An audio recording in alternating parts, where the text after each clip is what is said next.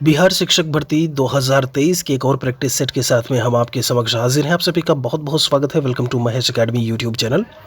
यहाँ पर अगर हम बात करें तो आपके जो 120 क्वेश्चंस हैं उनके बारे में हम बात करते हैं। प्रैक्टिस टेस्ट की बात करें, लास्ट टाइम आप यहाँ पर इन चीज़ों को देख करके ज़रूर जाइएगा। जैसा कि हम पहले भी बता चुके हैं कि ये जो आपके प्रैक्टिस वाले क्वेश्चंस हैं, बीपीएससी का जो एक अब तक का आधार रहा है, सवाल पूछने का जो एक तरीका रहा है, जो एक पैटर्न रहा है, उसी हिसाब से आपको चीज़ें जो है वो यहाँ से देखने को मिलेंगी।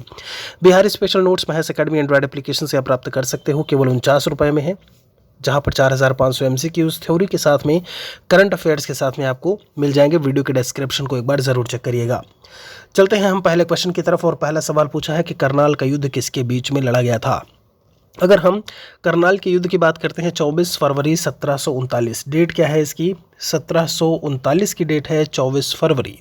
नादिर शाह और मोहम्मद शाह के मध्य जो है वो लड़ा गया था। नादिर शाह भारत के 70 करोड़ की धनराशि, मयूर सिंहासन और कोहिनूर को अपने साथ फारस ले गया था। यहीं से जो है कोहिनूर हीरा फारस गया था।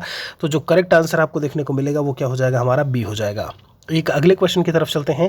कहते दिल्ली सल्तनत के किस शासक द्वारा दुधारू पशुओं पर चराई कर लगाया गया था। बलबन है, तुगलक, यहाँ पर जलालुद्दीन खिलजी का नाम लिखा हुआ है और अलाउद्दीन खिलजी का नाम। अगर हम यहाँ पर बात करते हैं चराई या चराह कर बोलते थे, उसे क्या बोलते थे, चराई कर या फिर चराह कर, और दूसरा था ग्रह कर जिसे घरी कर बोलते थे। चराह कर और घरी कर ये दोनों ही कर जो है अपने शासन काल में दो नया कर जो है वो लगाया गया था। किसके द्वारा, अलाउद्दीन खिलजी की। जब बात करें, एक अगला क्वेश्चन है यहाँ पर, आनंद मठ में किस विद्रोह का वर्णन देखने को मिलता है। आनंद मठ में किस विद्रोह। देखिए, जब हम आनंद मठ की बात करते हैं, शुरुआत ये क्या कहाँ से हुई, क्या हुआ, तो बंगाल में आए भयंकर अकाल और तीर्थ यात्रा पर लगाए गए प्रतिबंध के विरोध में सन्यासी विद्रोह 1770 के दशक में शुरू हुआ था। और जब हम बंकिम चंद्र चटर्जी जी की बात करते हैं, उन्हीं की पुस्तक है आनंद मठ, उसी में इस विद्रोह को लेकर के कहीं ना कहीं चर्चा जो है वो की गई है। तो आंसर आपका क्या हो जाएगा, डी हो जाएगा। सत्य शोधक समाज की स्थापना जो है वो कब हुई। चौथे नंबर क्वेश्चन में हमसे पूछा है। 1863 है, 71 है, 73 दिया हुआ है और 1881 दिया हुआ है। अगर हम यहाँ से सत्य शोधक समाज की बात करते हैं तो ज्योतिबा फूले के द्वारा 24 सितंबर 1873 को, कब, 24 सितंबर 1873 को इसकी स्थापना जो है वो की गई थी। उन्होंने ब्राह्मणवाद का विरोध किया था। और ये चीज़ ध्यान रखिएगा कि उनकी पुस्तक गुलामगिरी जो है वो काफ़ी फेमस है। ठीक है, ये भी आपको याद रखने की ज़रूरत है। आगे चलते हैं यहाँ पर एक और क्वेश्चन की तरफ, जो पांचवा है। कांग्रेस का इतिहास ये किसने लिखा है। सेनसेन है, पट्टाभी सीतारामैया, वी.डी. सावरकर या फिर रविंद्रनाथ टैगोर जी का नाम। कांग्रेस के इतिहास की जो रचना की है वो पट्टाभी सीतारामैया का नाम आएगा। सही जवाब क्या हो जाएगा, बी हो जाएगा यहाँ से। प्रसिद्ध ज्यूरी एक्ट को किस वर्ष जो है वो पारित किया गया था। ज्यूरी एक्ट की बात की है तो यहाँ पर जब हम बात करते हैं, कई सारी चीज़ें थी। जैसे इसके तहत क्या होता था कि धार्मिक आधार पर न्यायालय में भेदभाव की शुरुआत हुई थी। ठीक है, और जब हम 1828 की बात करते हैं तो आपने देखा ब्रह्म समाज की स्थापना राजा राम मोहन राय जी द्वारा। ये समय उन्हीं का था जब इसकी स्थापना हुई ज्यूरी एक्ट की। वो समय था 1826। तो पहले तो आप आंसर लगा लीजिए। और उसी समय राजा राम मोहन राय जी ने इसका विरोध भी किया था, क्योंकि कहीं ना कहीं धार्मिक आधार पर न्यायालय में भेदभाव की शुरुआत जो है वो यहीं से देखने को मिलती है। आगे है इसमें, राणा रणजीत सिंह को राजा की उपाधि इनमें से किसने दी थी। दीवान शाह, जमान शाह करके है, लॉर्ड लेक करके लिखा हुआ है, या फिर कश्मीर के राजा। तो अगर हम यहाँ से बात करते हैं, राणा रणजीत सिंह को राजा की उपाधि देने के पीछे जो नाम है वो है किसका, जमान शाह का। करेक्ट आंसर आपका सी हो जाएगा यहाँ से। और राणा रणजीत सिंह की जो अन्य उपाधि है उसमें शेर पंजाब भी इन्हें कहा जाता है। ठीक है, आगे यहाँ पर एक और क्वेश्चन, किसने कांग्रेस के प्रचार को निष्फल करने और लोगों को कांग्रेस से दूर रखने के लिए संयुक्त भारतीय राजभक्त सभा की स्थापना जो है वो की थी। तो अगर हम यहाँ से बात करते हैं, ये समय था 1888 का। 1888 ईस्वी में संयुक्त भारतीय राजभक्त सभा की स्थापना सर सैयद अहमद खान के द्वारा हुई थी। ठीक है, 1888 समय नोट कर लीजिएगा। इनाम कमीशन की स्थापना किसके शासनकाल में हुआ था। इनाम कमीशन लॉर्ड डलहौजी है, मेटकॉफ आपसे यहाँ पर बोला है, एलन बोरो या फिर इनमें से कोई नहीं। तो जब हम बात करते हैं यहाँ से कि इनाम कमीशन की बात, ध्यान दीजिए 1852 में स्थापित किया गया था। इस कमीशन का मूल उद्देश्य था भूमि कर रहित जागीरों का पता लगाकर उससे छीनना। बात समझ रहे हो, इसीलिए नाम कमीशन नाम दिया जाएगा वो वाली बात थी। नाम आता है लॉर्ड डलहौजी का, समय था 1852 ईस्वी का। आगे चलते हैं, कांग्रेस के किस अधिवेशन में पूर्ण स्वराज का लक्ष्य जो है निर्धारित किया गया था, तो ये समय था 1929 का। और यही कारण है कि 26 जनवरी 1930 को स्वतंत्रता दिवस मनाने की जो है वो घोषणा भी ऐसे में हुई थी। यहाँ पर ये जो है वो आपका कौन सा सेशन होगा, लाहौर सेशन होगा। आगे चलते हैं, किस गवर्नर जनरल पर महाभियोग कर मुकदमा चलाया गया था। अगर हम इम्पीचमेंट की बात करें तो अन्यायपूर्ण और निरंकुश कार्यों के कारण कहीं ना कहीं जो है वॉरेन हेस्टिंग्स जो है सबसे पहले आए थे लपेटे में। ठीक है, नाम क्या है, वॉरेन हेस्टिंग्स। 1788 से लेकर के 1795, ठीक है, 88 से 95 जो है इनका समय काल था। मुकदमा चला गया, किंतु ब्रिटिश संसद ने उनकी सेवाओं को देखते हुए उन्हें सभी दोषों से मुक्त कर दिया था। ठीक है, ये भी सही है। ILO के प्रथम अधिवेशन 1919 में भारत का प्रतिनिधित्व जो है वो किसके द्वारा किया गया था। ILO की अगर हम बात करते हैं, यहाँ पर प्रथम अधिवेशन जो है वो NM जोशी, लाजपत राय, NM जोशी जी का नाम आएगा। भारत की पहले प्रतिनिधित्वकर्ता देखने को मिलते हैं 1918 में। ध्यान दीजिएगा, ये मद्रास श्रमिक संघ की स्थापना की थी, ये भी आपको याद रखने की ज़रूरत है। तो 1918 में नाम क्या आएगा, NM जोशी। आगे है, भारत ट्रेड यूनियन कांग्रेस के प्रथम अध्यक्ष इनमें से कौन थे। तो हम भारतीय ट्रेड यूनियन कांग्रेस की अगर बात करते हैं तो इसकी स्थापना 1920 ईस्वी में हुई थी। और अगर इसके उद्देश्यों की बात करें तो मजदूरों की समस्याओं का समाधान करना इसका उद्देश्य था। और जब हम गठन की बात करते हैं किसके द्वारा इसका गठन किया गया, तो उसमें नाम किसका आएगा, लाला लाजपत राय जी का आएगा। नेक्स्ट है आपका, सर्वप्रथम किस वर्ष भारत में सिविल सेवा परीक्षा का आयोजन किया गया था। अगर हम सिविल सेवा 1853 है, 1906 है, 1922 दिया हुआ है, या फिर आपसे 1926 बोला हुआ है, तो जैसा कि आप सभी को पता है कि सिविल सेवा परीक्षा में सफलता प्राप्त करने वाले जो प्रथम भारतीय थे वो थे सत्येंद्र नाथ टैगोर। इनका नाम नोट करिएगा, बहुत महत्वपूर्ण सवाल है। इससे पहले अगर हम ये बात करें कि पहली बार सफलतापूर्वक जो आयोजन हुआ था वो कब हुआ था, तो ये समय था 1922 का, 1922 का। ठीक है, ब्रिटिश संसद में भारतीय स्वतंत्रता विधेयक को कब पेश किया गया। भारतीय स्वतंत्रता विधेयक, ध्यान दीजिए, कहते सबसे छोटा कम समय में जो है पारित होने वाला विधेयक भी था। क्लीमेंट एटली द्वारा ब्रिटिश संसद में भारतीय स्वतंत्रता विधेयक को 4 जुलाई 1947 को पेश किया गया। कब, 4 जुलाई 1947 को। और 18 जुलाई 1947 को इसे स्वीकार भी कर लिया गया था। और उसी के फलस्वरूप भारत 15 अगस्त 1947 को आज़ाद हुआ था। ठीक है, तो ये चीज़ें आपको याद रखने की ज़रूरत है। यहाँ से 4 जुलाई 1947 और फिर अगली डेट कौन सी है, 18 जुलाई 1947। ठीक है, 14 दिन में लगभग। भारत छोड़ो आंदोलन के समय इंग्लैंड का प्रधानमंत्री कौन था। तो अगर हम 1940 से लेकर के 45 तक की बात करें, ध्यान दीजिए, भारत छोड़ो आंदोलन के दौरान इंग्लैंड के प्रधानमंत्री विंस्टन चर्चिल थे और वो 40 से लेकर के 45 तक थे। ठीक है, विंस्टन चर्चिल, यानी आंसर डी होगा। क्रिप्स मिशन को निम्नलिखित में से किसने उत्तर दिनांकित चेक यानी कि पोस्ट डेटेड चेक कहकर आलोचना की थी। तो ये जो कहा गया था नेहरू जी के द्वारा, मोतीलाल नेहरू जी के द्वारा है, यहाँ पर महात्मा गांधी हैं, सुभाष चंद्र बोस जी का नाम लिखा हुआ है, तो ये कहा गया था महात्मा गांधी जी के द्वारा। ठीक है, तो 17 में जो आंसर लगाइएगा वो आप क्या लगाएंगे, यहाँ से सी लगाएंगे। मुस्लिम लीग ने किस वर्ष मुक्ति दिवस मनाया था। मुक्ति दिवस की अगर हम यहाँ पर बात करते हैं, बहुत ध्यान से समझिएगा इस चीज़ को।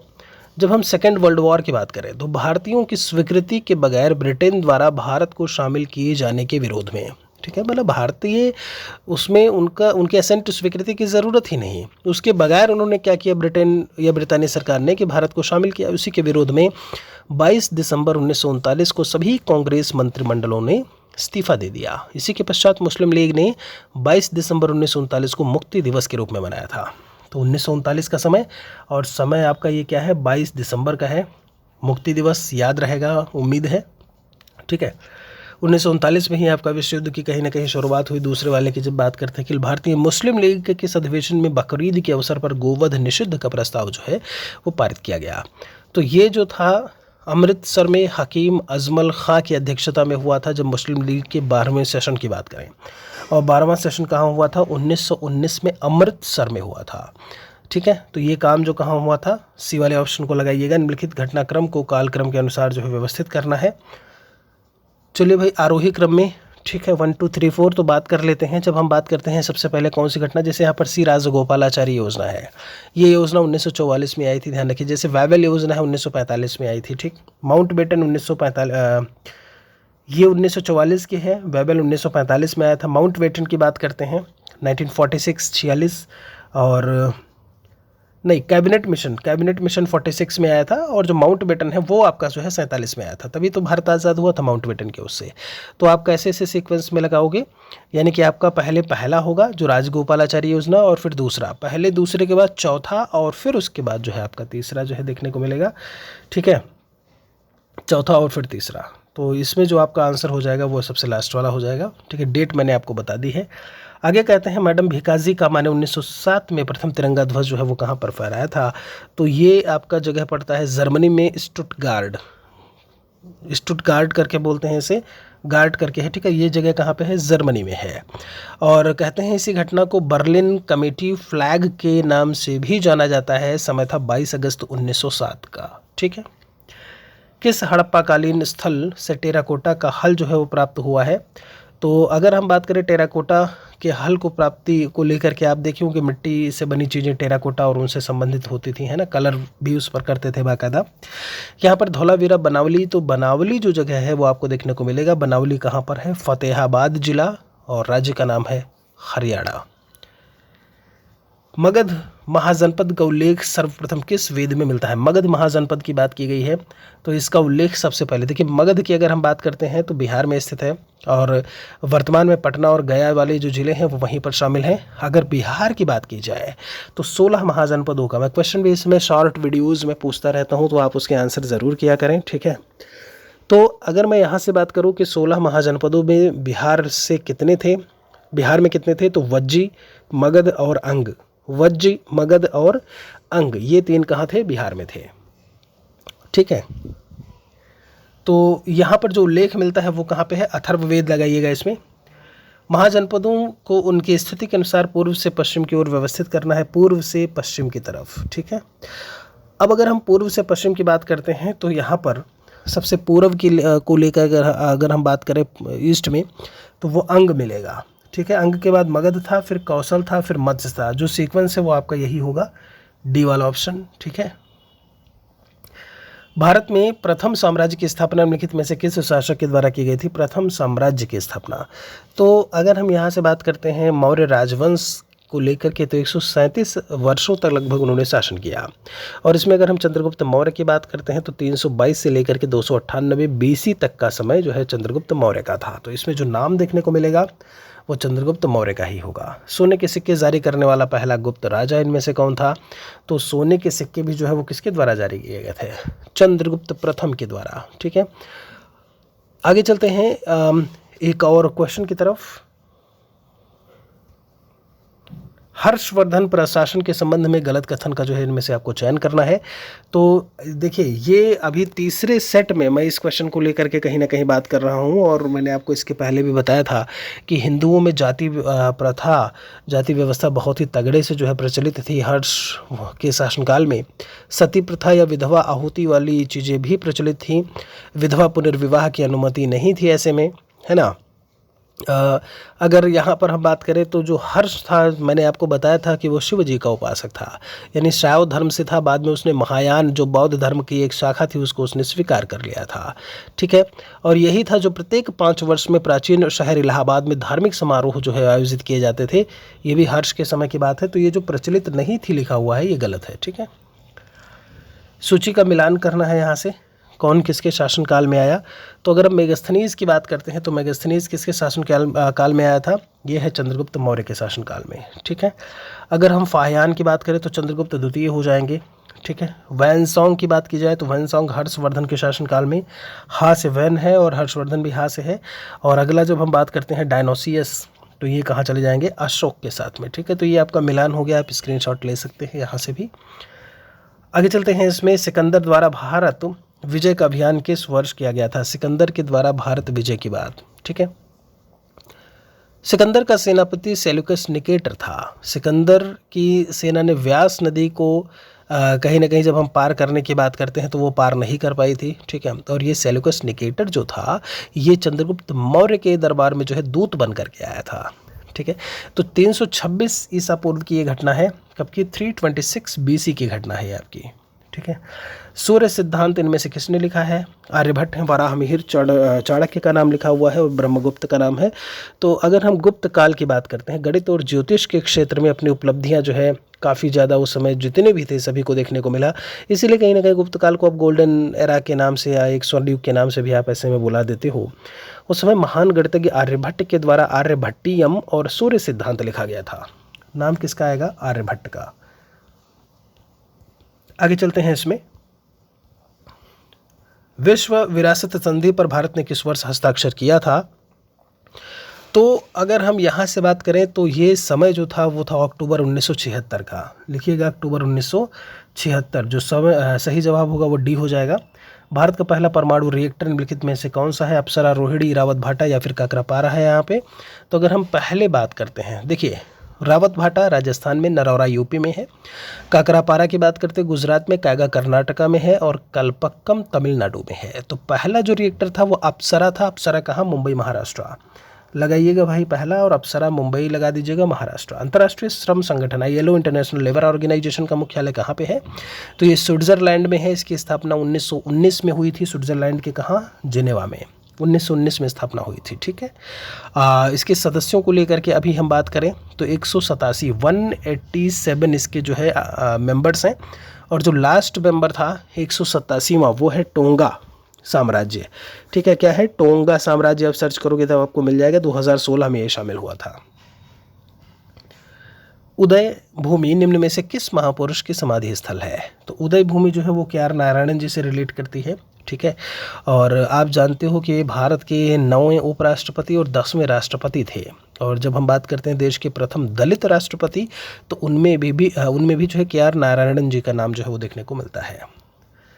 देश का सर्वोच्च वीरता पुरस्कार इनमें से कौन सा है? सर्वोच्च वीरता पुरस्कार की बात की हुई है तो ये पुरस्कार जो है 1947 से दिया जा रहा है। ये ध्यान रखिएगा। कब से? 1947 से। एक करंट अफेयर्स में एक चीज़ थी, तो ये सबसे पहले तो आंसर आप लगाइएगा परमवीर चक्र। एक इम्पॉर्टेंट चीज़ ये है कि 23 जनवरी 2023 को अंडमान निकोबार द्वीप समूह के 21 पड़े अनाम द्वीपों का नामकरण 21 परमवीर चक्र विजेताओं के नाम जो है वो किया गया है। तो अंडमान निकोबार द्वीप समूह की टोटल बात की गई है। अंडमान की अगर हम बात करते हैं लगभग 572 द्वीप हैं, आइलैंड्स हैं कितने? 572। और वहीं निकोबार की बात करें तो आपको 22 आइलैंड्स देखने को मिलेंगे, ठीक है। तो टोटल मिला करके जितने भी हैं उनमें से 21 का नाम परमवीर चक्र विजेताओं के नाम जो है वो रखा गया है। ये करंट अफेयर्स में याद रखिएगा। निम्नलिखित राज्यों के समूह में किस एक का समूह जो है वो समुद्र तट अरब सागर से सीमा साझा करता है? आंध्र प्रदेश बोला हुआ है। देखिए आंध्र प्रदेश तो दूसरे साइड चला गया है, आपसे इन्होंने क्या बोला है? अरब सागर की बात की हुई है, ठीक है। वेस्ट बंगाल कहाँ चला गया? दूसरे साइड में चला गया। आंध्र प्रदेश दूसरे साइड में। कर्नाटक, केरल और गुजरात सबसे ऊपर रहेगा, फिर केरला आएगा। केरला इधर बगल में, और उसी के बगल में ऊपर साइड में अंदर में थोड़ा सा आप देखेंगे तो कर्नाटक आपको देखने को मिलेगा। चूँकि केरल आपका कुछ इस तरीके से ये ऐसे में बसा हुआ है, ये पूरा केरल है, ठीक है। एक जब हम वेस्टर्न घाट की बात करते हैं उसी में, तो सही जवाब आपका यहाँ से क्या हो जाएगा? डी हो जाएगा, ठीक है। आप देखोगे तो गुजरात है, मुंबई है, गोवा है, ये भी कर्नाटक है, केरल है, ये सब आपके अरब सागर के किनारे ही हैं। केंचुआ को किसान का मित्र माना जाता है। देखिए इसके लिए इनमें से सही कारणों को चुनिए। तो सही कारण इनमें आपको बताना है, कई सारी बातें इसमें लिखी हुई हैं, है ना। मृत पत्तियों और पौधों को खाते हैं और इनके मल जमीन को उपजाऊ बनाती हैं। बहुत अच्छी बात है, करेक्ट लिखा हुआ है, ये कोई समस्या नहीं। खरपतवार खाते हैं जिससे मुख्यतः फसलों की रक्षा होती है। नहीं भाई, खरपतवार नहीं खाते, ध्यान दीजिएगा। खरपतवार खाते होते तो हम अलग से हमें निराई करने की ज़रूरत ना पड़ती। खरपतवार के लिए जो हम अलग से दवाइयाँ डालते हैं उसमें उनकी ज़रूरत ना पड़ती। इसको हटा दो आप। छिद्रयुक्त बनाते हैं, ज़मीन हल्की हो जाती है, बिल्कुल सही, क्योंकि वायु जा पाती है ज़मीन के अंदर, छेदों से आसानी से हवा। देखिए अगले में वही लिखा हुआ है। तो करेक्ट आंसर ये और ये हो जाएगा आपका 1, 3 और 4। 1, 3 और 4 ये रहा आपका 1, 3 और 4। आगे चलते हैं इसमें। प्राथमिक स्तर पर भाषा सीखने सिखाने का क्या मतलब होता है? तो बहुत ही सिंपल सा है कि यहाँ पर साहित्य रचना, अलंकारिक भाषा, वर्णमाला से सही है कि हम कहीं ना कहीं इफ़ेक्टिव बना रहे हैं अपनी भाषा को। आंसर पहला होगा। कहानियाँ बच्चों के भाषा विकास के किस पक्ष को सबसे ज़्यादा प्रभावित करती हैं? तो आप जानते हो उसमें कल्पनाएँ भी होती हैं, है ना? आप नई नई चीज़ों का सृजन भी हो रहा होता है, तो कल्पनाशीलता और सृजनात्मकता, कोई चीज़ इमेजिन करना, कोई किसी चीज़ को कंस्ट्रक्ट करना, यही आपको देखने को मिलेगा। सही जवाब आपका बी होगा। अक्टूबर 2022 में डेनमार्क के फाउंडेशन फॉर एनवायरमेंट एजुकेशन द्वारा भारत के किस राज्य या केंद्र शासित प्रदेश के 2 समुद्री तटों को ब्लू फ्लैग का टैग दिया गया है? तो अगर हम यहाँ पर ब्लू फ्लैग के तमिलनाडु, लक्षद्वीप, अंडमान निकोबार लिखा हुआ है या फिर इनमें से सभी, तो ये जो दिया गया है 12 ब्लू फ्लैग जो है वो समुद्र तट में है, समुद्र तट है भारत में। और इनमें जो नाम अभी जो आया है वो कौन सा आया है? लक्षद्वीप। लक्षद्वीप कहाँ पे है? अरब सागर में है। ठीक है, आगे चलते हैं। इसमें हाल ही में प्रधानमंत्री मोदी ने भारत के किस शहर में महाकाल लोक गलियारा परियोजना, तो महाकाल जी का नाम आता है तो आप तो सबसे पहले किसका नाम लगाओगे? देखिए 850 करोड़ की लागत कहीं ना कहीं इसमें लगी है और ये कहाँ से संबंधित है? उज्जैन से। ठीक है, हर घर गंगा जल योजना, इनमें से उसके लिए कौन सा जो है कथन आपका सही होगा? देखिए अगर हम इस योजना को लेकर के बात करें, एक अलग से वीडियो में जितनी परियोजनाएं हैं बिहार की उसमें हमने बात की थी और उसमें हमने इस परियोजना के बारे में भी बात किया था। ठीक है, तो अगर हम इस योजना की बात करें तो गंगा नदी का पानी राजगृह यानी राजगीर, बोध गया, ठीक है, गया की अगर हम बात करते हैं, और नवादा में जो है वो पहुँचाया जाएगा, ये चीज़ कही गई है।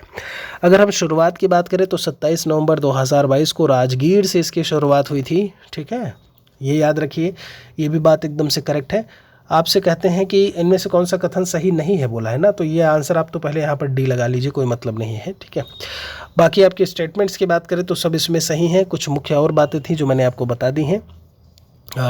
27 नवंबर 2022 से राजगीर से और 28 नवंबर 2022 को गया और बोध गया से शुरुआत हुई थी। ड्रोन के माध्यम से दवाइयां पहुंचाने के लिए भारत का पहला ड्रोन स्टेशन कहां स्थापित किया गया? तो पहले ड्रोन स्टेशन की अगर हम बात करें जो 43 में पूछा हुआ है, ये मेघालय, ध्यान दीजिएगा कहां पे है भाई, मेघालय से संबंधित है। आगे चलते हैं। इसमें नवंबर 2022 में प्रधानमंत्री मोदी ने किस शहर में स्टैचू ऑफ प्रॉस्पेरिटी का अनावरण किया है? तो स्टैचू ऑफ प्रॉस्पेरिटी की बात करें, देखिए ध्यान दीजिएगा, जैसे स्टैचू ऑफ इक्वलिटी कहाँ पे है? हैदराबाद तेलंगाना की बात होती है। ठीक है, अगर स्टैचू ऑफ बिलीफ की बात की जाए तो नाथ द्वारा राजस्थान में है। स्टैचू ऑफ यूनिटी जो है वो केवड़िया गुजरात में पड़ेगा आपका, और ये कहाँ पड़ेगा? बेंगलुरु में। ठीक है, सही जवाब क्या हो जाएगा आपका? बी हो जाएगा। आपको अगर याद हो तो बेंगलुरु की जब हम बात करते हैं तो वहाँ पर का जो बस अड्डा है वो कैंपेगौड़ा बस स्टेशन के नाम से जाना जाता है, कैंपेगौड़ा।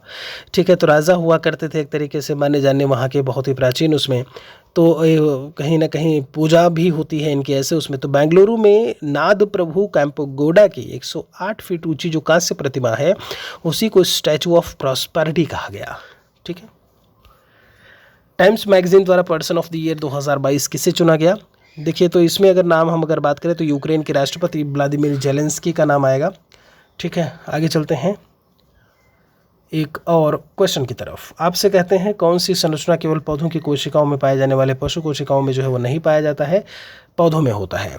तो माइटोकॉन्ड्रिया है, क्लोरोप्लास्ट की बात है, धीनी यहाँ करके लिखा हुआ है, या इसमें एक रेटिकुलम ऑप्शन दिया हुआ है। देखिए अगर हम क्लोरोप्लास्ट की बात करते हैं तो वो पौधों की कोशिकाओं में होता है, ध्यान रखिएगा, और यही प्रकाश संश्लेषण के लिए जिम्मेदार होता है। ठीक, जीन क्या होते हैं? तो अगर हम जीन्स की बात करें, देखिए एक जीन डीएनए का एक विशिष्ट प्रकार का, आप उसी का पार्ट समझिए, जो एक कार्यात्मक अणु के रूप में कहीं ना कहीं काम कर रहा होता है। ठीक है, जीन से क्या होता है?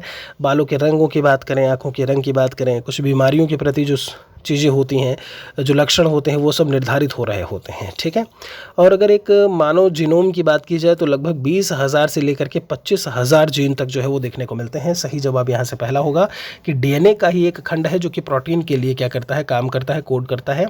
किस प्रकार की कोशिका विभाजन के 2 समान संतति कोशिकाओं यानी कि डॉटर सेल्स का निर्माण देखने को मिलता है? तो अर्धसूत्री विभाजन माइटोसिस करके है, या दोनों, या फिर इनमें से कोई नहीं? देखिए आपने नाम सभी का सुना होगा, सही जवाब यहाँ पर आपका बी होगा। जब हम माइटोसिस की बात करते हैं तो उसमें 4 चरण होते हैं और आपने इनका नाम कभी ना कभी ज़रूर सुना होगा। इसमें आपका कौन सा आता है? जैसे प्रोफेज हो गया, मेटाफेज है, एनाफेज है, टीलोफेज है, यही 4 जो है इसमें देखने को मिलते हैं। ठीक है, आगे दिया है इसमें उपार्जित लक्षणों की वंशागति सिद्धांत का जो विचार है वो प्रतिपादित इनमें से किसके द्वारा किया गया। तो इसमें नाम आता है जीन बैप्टिस्ट डी लैमार्क का। सही जवाब आपका यहाँ से सी हो जाएगा। ठीक है, कड़वाहट के लिए मानव जीव का संवेदनशील क्षेत्र इनमें से कौन सा है। तो स्वाद कलियां जो होती हैं जिन्हें हम टेस्ट बड्स बोलते हैं, उन्हीं के द्वारा विभिन्न स्वाद जैसे कड़वा है कि खट्टा है कि मीठा है वो अनुभव होता है। तो ये जो जीभ होती है, अगर कड़वाहट है किसी चीज़ में तो ये जीभ का जो सबसे पीछे का भाग होता है वह इसी चीज़ के बारे में बताता है। ठीक है, एक स्वस्थ वयस्क मनुष्य में रक्त की कुल कितनी मात्रा होती है। तो इसका जो कि रक्त का जो पीएच वैल्यू होता है वो 7.4 यानी कि क्षारीय होता है आपका। ठीक है, आप देखोगे तो नमकीन प्रकार का ऐसे में या फिर लगेगा जब हम बात करते हैं, और लगभग 5 से 6 लीटर के आसपास आप देखोगे तो रक्त ही मिलेगा, जो शरीर के भाग का लगभग 7% कहते हैं कि देखने को मिलता है। महिलाओं में लगभग 20 to 25% रक्त कम पाया जाता है, ये भी नोट करिएगा। ठीक है, महिलाओं में 20 to 25% रक्त जो है कम होता है, तो ये 5 से 6 लीटर यहाँ लगाइएगा। यहाँ पर महिला सेक्स हार्मोन पूछा हुआ है, इसमें से कौन सा होगा। तो अगर हम महिला सेक्स हार्मोन की बात करते हैं तो एस्ट्रोजन हार्मोन जो है महिलाओं में पाया जाने वाला एक सेक्स हार्मोन होता है, और महिलाओं की प्रजनन प्रणाली की बात करें, रिप्रोडक्शन सिस्टम, उन सभी में बहुत हेल्पफुल होता है ये। ठीक है, इसे फीमेल हार्मोन भी कहा जाता है, और टेस्टोस्टेरोन जो है एक पुरुष सेक्स हार्मोन होता है। ठीक है, तो यहाँ पर एस्ट्रोजन की हम अगर बात करें तो आप इसे लगा दीजिएगा, और टेस्टोस्टेरोन किसका हो गया, जो कि पुरुषों से संबंधित है। टाइफाइड और कॉलरा विशिष्ट उदाहरण इनमें से किसके हैं। तो टाइफाइड कैसे होता है, गंदा पानी यही तो होता है, तो संक्रामक और वायुजन्य तो है नहीं, गंदा पानी और उन्हीं सभी से फैलता है, तो बस सी लगा दीजिए आपका ये। जलजन्य यानी जल से पैदा होने वाला, जन्म लेने वाला। प्रोकैरियोटिक कोशिकाओं के साइटोप्लाज्मिक झिल्ली किसके द्वारा बनी हुई होती है। फॉस्फोलिपिड्स करके है, प्रोटीन है, कार्बोहाइड्रेट या फिर इनमें से अधिक। अगर हम यहाँ पर बात करते हैं प्रोकैरियोटिक कोशिकाओं की, तो झिल्ली मुख्यतः बनी होती है फॉस्फोलिपिड्स की। सही जवाब आपका यहाँ से पहला होगा। ठीक है, एसआई प्रणाली में मूल इकाई यानी कि फंडामेंटल यूनिट और व्युत्पन्न इकाई यानी कि डिराइव्ड यूनिट के बीच में अंतर क्या होता है। तो यहाँ पर दोनों में अंतर पूछा हुआ है। अगर हम इस 55 की बात करते हैं तो मूल इकाइयाँ माप की मूलभूत इकाइयाँ होती हैं, ऐसा कहा जाता है। क्या होता है, माप की मूलभूत इकाइयाँ होती हैं। ठीक है, और जब हम बात करते हैं व्युत्पन्न इकाइयाँ तो वो मूल इकाइयों की संयोजन होती हैं। ठीक है, ये चीज़ ध्यान रखिएगा। जैसे जब हम बात करें मूल इकाइयाँ जो है वो एसआई प्रणाली में माप की मूलभूत इकाइयाँ हैं, और अन्य सभी इकाइयाँ परिभाषित करने के उपयोग में आती हैं, कि बाकी अगर यूनिट्स के बारे में हमें बताना है तो उसमें वो शामिल होंगी। ठीक है, मूल इकाइयों के बारे में मैंने आपको बताया था, अगर आपको याद हो, कि टोटल 7 फंडामेंटल जो है यूनिट्स होती हैं आपकी, और उनमें अगर आपको नोट करना है तो नोट कर सकते हैं। किलोग्राम हो गया, मीटर हो गया, सेकंड है, एम्पियर है, केल्विन, मोल और कैंडिला। ठीक है, ज्योति तीव्रता का मात्रक। विद्युत चुंबकीय तरंगों का वेग कितना होता है। कल ही ये सवाल था, शायद मैं आपको इसके बारे में बताया हूँ। तो मैंने बोला था प्रकाश के वेग के बराबर 3 × 10⁸ मीटर पर सेकंड लगाइएगा, 3 × 10⁸ मीटर पर सेकंड। ठीक है, कौन सा नियम बताता है कि स्थिर वस्तु अवस्था में रहेगी, गतिमान वस्तु वेग के साथ में गति जारी रहेगा। चलिए, बड़ी अच्छी बात है, न्यूटन का पहला नियम, जिसे हम जड़त्व का नियम भी यानी इनर्शिया का लॉ भी कहते हैं, यही इसके बारे में पूरा बताता है। ठीक है, आगे चलते हैं। घर्षण के संबंध में यानी फ्रिक्शन के संबंध में इनमें से कौन सा स्टेटमेंट आपका करेक्ट होगा। आप देखते हो फ्रिक्शन का क्या मतलब है, आप ऐसे जा रहे हो तो आपकी गति का वो विरोध कर रहा होता है। अगर ब्रेक, सीधी सी बात है, फ्रिक्शनल फोर्स आप जिधर चल रहे होते हो उसके अपोजिट डायरेक्शन में आपको देखने को मिलेगा, तो ये सदैव गति, ये वस्तु की गति का विरोध करता है। पहला आंसर हो जाएगा 58 का। किसी बंद पात्र में गैस है तो गैस में तापमान यानी टेम्परेचर और दबाव प्रेशर के बीच में क्या रिलेशन देखने को मिलेगा। आपने आदर्श गैस समीकरण का नाम सुना होगा, PV = nRT होता है। ये आदर्श गैस समीकरण है, PV = nRT। टेम्परेचर और प्रेशर की बात की हुई है। अब आपको समझ में आ रहा होगा कि ये आपका प्रेशर दिया हुआ है, इधर टेम्परेचर दिया हुआ है, रिलेशन तो डायरेक्ट ही देखने को मिल रहा है। यानी कि प्रेशर अगर बढ़ेगा या टेम्परेचर बढ़ेगा तो प्रेशर बढ़ेगा, प्रेशर बढ़ेगा तो टेम्परेचर बढ़ेगा। यानी कि करेक्ट आंसर क्या हो जाएगा, जैसे जैसे तापमान बढ़ता है दबाव जो है वो बढ़ेगा। ठीक है। विजुअल लाइट कि किस रंग की तरंगदैर्ध्य सबसे कम होती है। विजिबल लाइट का बोला हुआ है, तो सबसे कम तरंगदैर्ध्य वाले दृश्यमान प्रकाश का रंग अगर हम बात करते हैं तो वायलेट बैगनी देखने को मिलेगा। कौन सा हो जाएगा? बैगनी होगा। करेक्ट आंसर डी है यहाँ से। किसी वस्तु का शेप उसके द्वारा उत्पन्न ध्वनि साउंड को जो है कैसे प्रभावित करता है।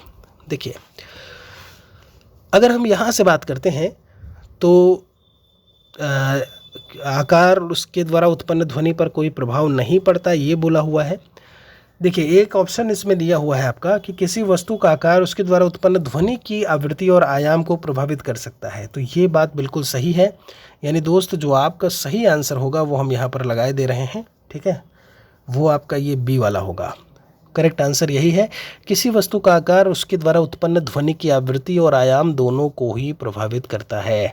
जैसे उदाहरण के लिए अगर हम गिटार की बात करें तो गिटार की बॉडी का जो आकार है वो तारों के कंपन जो होता है कैसे कर रहा है, कंपन और ध्वनि दोनों को ही प्रवर्धित या बढ़ाने का काम कर रहा होता है या प्रभावित करता है। ठीक है, आप एक गिटार का एग्जाम्पल ले सकते हैं यहाँ से। जब विद्युत ऊर्जा को ऊर्जा में परिवर्तित किया जाता है तो थर्मोडायनामिक्स का कौन सा नियम इनमें से लागू होगा। यहाँ पर ऊष्मागतिकी का प्रथम नियम लागू होता है। जब विद्युत ऊर्जा को ऊर्जा में परिवर्तित किया जाता है तो पहला नियम होगा, जिसे ऊर्जा के संरक्षण के नियम के रूप में भी हम जानते हैं कि ऊर्जा को ना तो बना सकते हैं ना तो नष्ट कर सकते हैं, केवल उसका एक रूप से दूसरे रूप में रूपांतरण किया जा सकता है। ठीक है, चलिए आगे चलते हैं। इसमें आपसे कहते हैं आयोडीकृत लवण में निहित होता है। तो आयोडीकृत की बात करते हैं, आयोडीन की कहीं ना कहीं बात की हुई है, और इसमें अगर हम बात करते हैं तो जो शामिल होगा वो KI होता है। KI मतलब पोटेशियम आयोडाइड है कहीं पे। बिल्कुल सही, करेक्ट आंसर डी हो जाएगा आपका। कौन सा कण उदासीन प्रकृति का होता है। इलेक्ट्रॉन पर नेगेटिव चार्ज होता है आपका। ठीक है, प्रोटॉन की बात करें दूसरा पॉजिटिव चार्ज होता है, न्यूट्रॉन पर नेगेटिव होता है, तो केवल 3 लगा देंगे आप यहाँ से। सबसे अधिक क्रियाशील धातु इनमें से कौन सी होगी। देखिए 65 में सबसे अधिक क्रियाशील धातु के बारे में आपसे जानकारी मांगी। सोडियम है, कैल्शियम, आयरन, लोहा और पोटेशियम बोला हुआ है, तो ये सबसे जो क्रियाशील होगी वो कौन सी होगी, पोटेशियम होगी। यहाँ से पोटेशियम को लगाइएगा आप आंसर में। ठीक है, यानी आंसर डी होगा। देखिए पोटेशियम सबसे ज़्यादा, फिर सोडियम होता है, फिर कैल्शियम, फिर मैग्नीशियम, फिर एल्यूमिनियम होता है। इस तरीके से इसका जो है वो सीक्वेंस है। ठीक है, इलेक्ट्रॉन का निम्नलिखित में से कौन सा रूप एंटी पार्टिकल होता है। कौन सा रूप एंटी पार्टिकल, पॉजिट्रॉन बोला है, न्यूट्रॉन, प्रोटियम या फिर क्वार्क करके लिखा है। तो पॉजिट्रॉन की अगर हम बात करें उसका द्रव्यमान इलेक्ट्रॉन के बराबर होता है, और इलेक्ट्रॉन नेगेटिव होता है, लेकिन पॉजिट्रॉन की बात करें तो धनावेशित कण होता है। ठीक है, तो यहाँ पर जो आप सही आंसर लगाइएगा वो क्या लगाइएगा, पॉजिट्रॉन। 66 का पहला होगा। रेडियो एक्टिव तत्व से बाहर निकलने वाली बीटा किरणों की प्रकृति यानी उसका नेचर जो है वो कैसा होता है।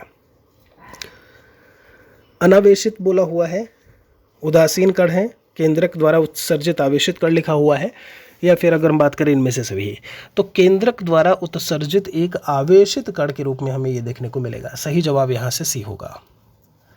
कौन सा कैल्शियम धातु का इनमें से अयस्क है, तो फ्लोरस्पार का नाम आप सभी ने सुना होगा। ठीक है, फ्लोरस्पार की अगर हम बात करते हैं तो कैल्शियम के अयस्कों में फ्लोरस्पार, इसका जो फॉर्मूला होता है वो होता है CaF2। ठीक है, ऐसे ही कैल्शियम का एक और अयस्क है कैल्साइट, उसका फॉर्मूला है CaCO3।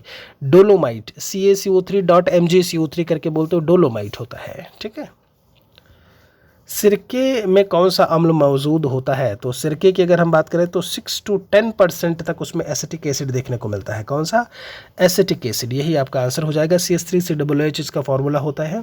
कौन सी वायु में किस गैस की मात्रा सबसे अधिक होती है, नाइट्रोजन 78.08%, ऑक्सीजन का 20.95%, और जब कार्बन डाइऑक्साइड की बात करते हैं तो 0.03%। किस अनुच्छेद के अंतर्गत वित्त आयोग के गठन का प्रावधान है, अनुच्छेद संख्या 280। बहुत ही सिंपल सा क्वेश्चन। वित्त आयोग क्या करता है, संघ और राज्य सरकार के बीच राजस्व संसाधनों के आवंटन का काम इसी का है। 280 लगाइएगा। कहते हैं संथाली, डोगरी, मैथिली तथा बोडो को किस संशोधन के द्वारा 8वीं अनुसूची में जोड़ा गया, तो ये जो आए थे आपका जो 72 नंबर में आपसे पूछा हुआ है, देखिए ये था आपका 92nd कॉन्स्टिट्यूशनल अमेंडमेंट एक्ट 2003, केवल 2, ये लगाइएगा। करेक्ट आंसर आप बी लगाइएगा यहाँ से। ठीक है, आगे चलते हैं। किस अनुच्छेद के तहत आपातकाल के दौरान राष्ट्रपति के आदेश द्वारा उन अनुच्छेद 19 में वर्णित मौलिक अधिकार जो है वो निलंबित हो जाते हैं? मतलब वो जो फ्रीडम वाली बात होती है ना, फ्रीडम ऑफ एक्सप्रेशन और सारी चीज़ें। तो अनुच्छेद संख्या आप देखोगे भारतीय संविधान की, अगर हम भाग संख्या 18 की बात करते हैं तो 352 से लेकर के 360 के बीच में इसी आपातकालीन शक्तियों का उल्लेख जो है वो देखने को मिलता है। ठीक है, 358 के तहत ये चीज़ जो है वो देखने को मिलेगी आपको, जो ऊपर बताया गया है आर्टिकल 19 का।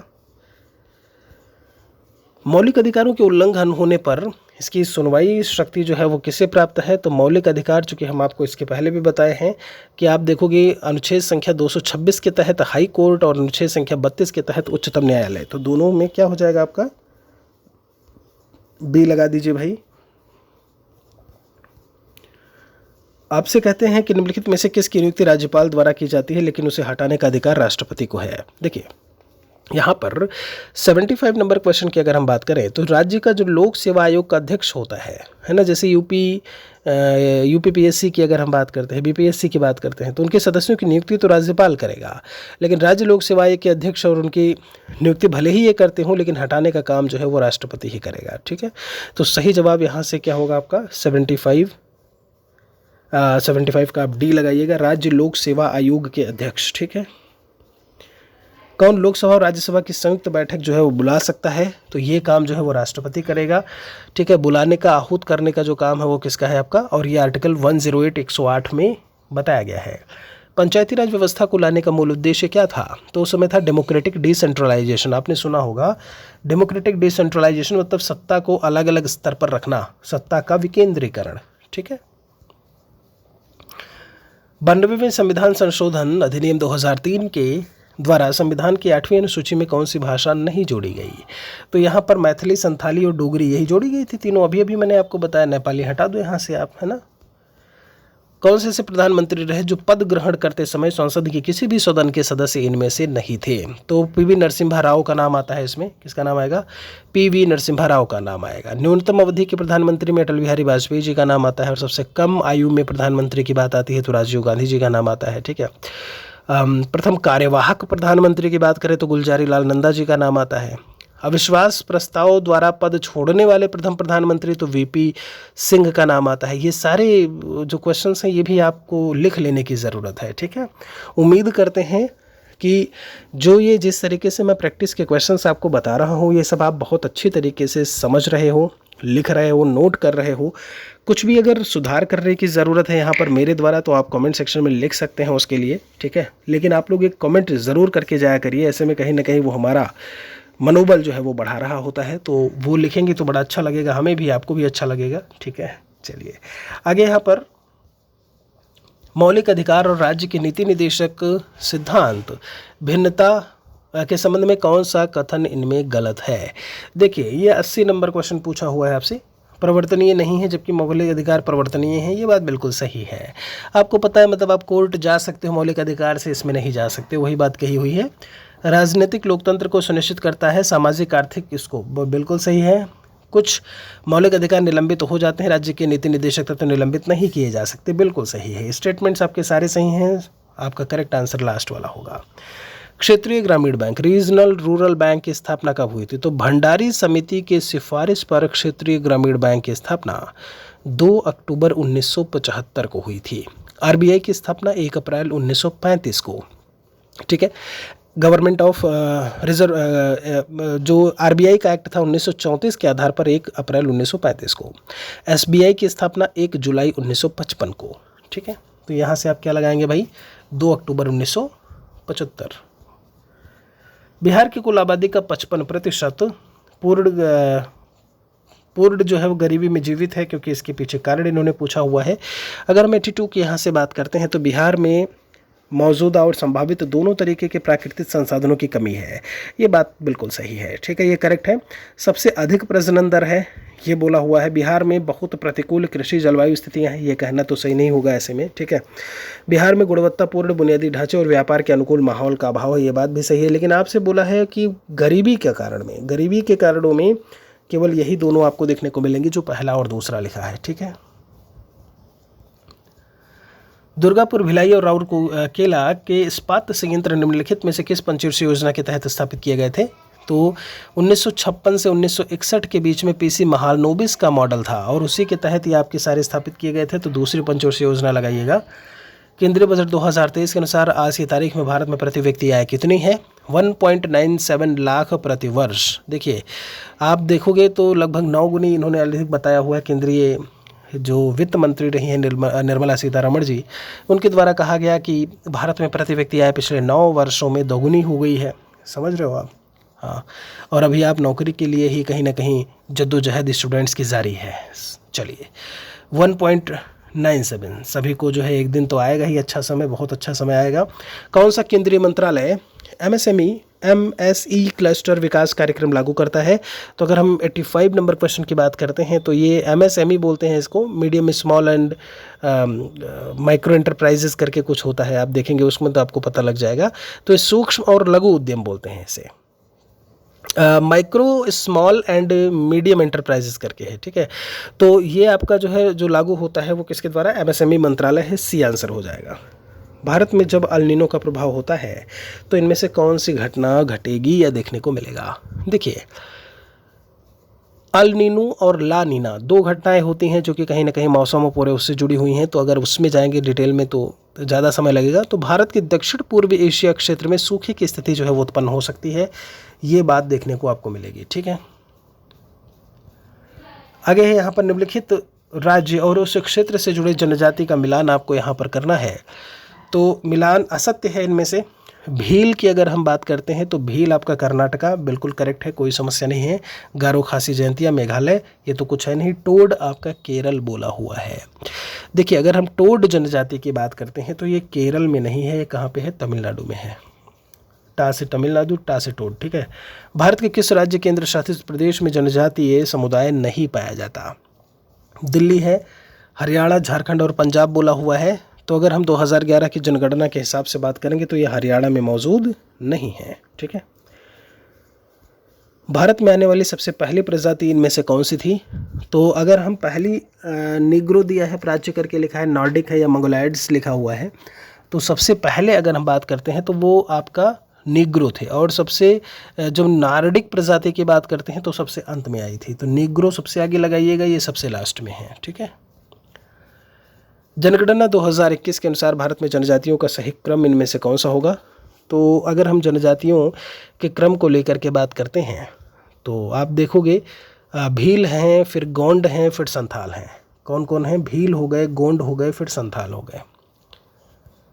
बिहार राज्य के कुल कितने जिले वेस्ट बंगाल की सीमा के साथ में साझा करते हैं? तो बिहार राज्य के जिलों की अगर यहाँ पर बात करते हैं 3 देखने को मिलेंगे। इसमें आपका किशनगंज है, पूर्णिया है और कटिहार है। कौन कौन से? किशनगंज, पूर्णिया और कटिहार।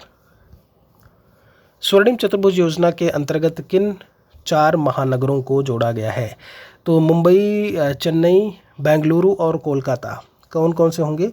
मुंबई है, कोलकाता, चेन्नई और बेंगलोर, ये हो जाएगा आपका आंसर। 2022-23 के दौरान भारत में राष्ट्रीय राजमार्ग की कुल लंबाई इनमें से कितनी होगी? तो अगर हम बात करें, भारत में लगभग 63 लाख किलोमीटर जो है वो सड़क नेटवर्क है और विश्व का दूसरा सबसे बड़ा सड़क नेटवर्क है। 22-23 की ड्यूरेशन में अगर हम बात करें तो ये कितना होगा? ये संख्या 1,44,634 किलोमीटर। टोटल कितना मैंने बताया? टोटल नोट कर लो, 63.73 लाख किलोमीटर। ठीक है, आप इसे 64 लाख किलोमीटर बोल सकते हैं। किस उद्योग में सर्वाधिक संख्या में महिलाएं कार्यरत हैं? तो ये आपका इस्पात दिया हुआ है, चाय है, लौह और एल्यूमिनियम देखा होगा। चाय बागानों में आप अक्सर देखेंगे, आपको महिलाएं अक्सर दिखती रहती हैं ना, तो चाय उद्योग आप यहाँ पर लगाइएगा। यहाँ जो सही जवाब है आपका ये हो जाएगा, काली चाय का सबसे बड़ा जो उपभोक्ता भी है ऐसे में, है ना। और कुल अगर चाय की खपत को लेकर के बात की जाए तो 18% यहीं भारत में ही सब गटक जाते हैं, है ना। स्टील मैन ऑफ इंडिया की बात की हुई है। देखिए, जमशेदजी टाटा, इन्हीं का नाम सबसे पहले आता है। अगर आप जमशेद रतन जी टाटा की बात करते हो तो स्टील मैन ऑफ इंडिया इन्हें ही कहा जाता है। ठीक है, तो सही जवाब आपका क्या हो जाएगा? सी। 1 मिनट रुकिएगा, जमशेदजी टाटा नहीं, स्टील मैन ऑफ इंडिया बोला है ना आपसे। थोड़ा इस पर देखिएगा ध्यान से। देखिए, जब हम बात करते हैं, इनका अभी हाल ही में निधन हुआ है 86 ईयर की एज में। 1997 में क्वीन एलिजाबेथ द्वितीय द्वारा जो है इन्हें मानद नाइटहुड की उपाधि दी गई थी। और इसमें जो नाम आएगा वो किसका आएगा? जमशेद जी ईरानी का नाम लगाइएगा, टाटा जी नहीं है, ईरानी का नाम है, ठीक है। SAIL Steel Authority of India Limited की स्थापना जो है, तो ये इस्पात निर्माण की सबसे बड़ी कंपनी है और इसकी स्थापना 1974 ठीक है। औसत समुद्र तल का मापन निम्नलिखित में से किस स्थान से किया जाता है? तो औसत समुद्र तल का जो मापन होता है कहीं की भी अगर हम बात करें तो वो कहाँ से होता है? वो होता है चेन्नई से। आपका जो सही जवाब होगा वो यहाँ से डी हो जाएगा, ठीक है। MSL करके आपने पढ़ा होगा ना, MSL मीटर्स एबव सी लेवल बोलते हैं उसे।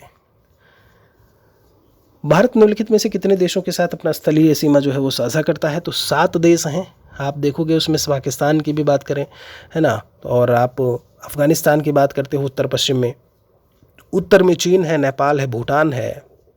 पूर्व की बात करो आपको म्यांमार और बांग्लादेश देखने को मिलेगा। श्रीलंका मालदीव के साथ में जल के द्वारा अंतर्राष्ट्रीय सीमाएं मिलती हैं। तो सही जवाब यहाँ पर क्या होगा आपका?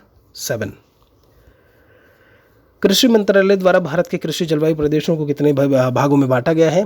तो 15 कृषि जलवायु प्रदेश जो है वो देखने को मिलते हैं भारत में। अरावली मालवा उच्च भूमि करके अलग है, पूर्वी तटीय मैदान में कई सारे हैं, द्वीपीय प्रदेश हैं, पश्चिमी हिमालय प्रदेश में हैं। तो टोटल मिला करके आपको कितने मिलेंगे? 15।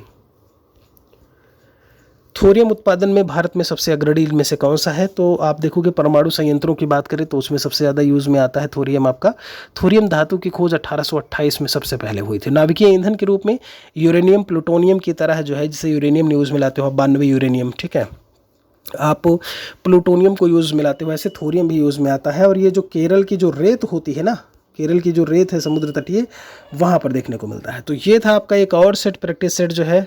बहुत बहुत शुक्रिया आप सभी का। क्वेश्चंस कैसे लगे ज़रूर बताइएगा। एक और सेशन में हम आपसे जल्दी मिलेंगे। जय हिंद, जय भारत, वंदे मातरम।